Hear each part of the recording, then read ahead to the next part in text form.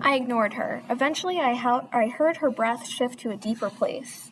I pulled on my shorts and sandals and crept to the desk where August filled honey orders. I tore a piece of paper from the tablet and wrote my mother's name on it, Deborah Owens. When I looked outside, I knew I would have to make my way by starlight. I crept across the grass back to the edge of the woods to May's wall, hiccuping all the way. Placing my hand on the stones, all I wanted was to not ache so much. I wanted to let go of my feelings for a little, to pull in my moat bridge. I pressed the paper with her name into the cranny that seemed right for her, giving her to the wailing wall.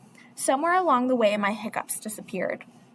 I sat on the ground with my back against the stones and my head tilted back so I could see the stars with all the spy satellites mixed in. Maybe one of them was taking my picture at this very minute.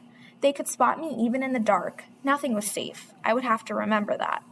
I started thinking maybe I should find out what I could about my mother before T-Ray or the police came for us. But where to start? I couldn't just pull out the Black Mary picture and show it to August without the truth wrecking everything, and she would decide, I couldn't say, but she was obliged to call T-Ray to come get me. And if she knew that Rosaleen was a true fugitive, wouldn't she have to call the police? That night seemed like an ink blot I had to figure out. I sat there and studied the darkness, trying to see through it to some sliver of light.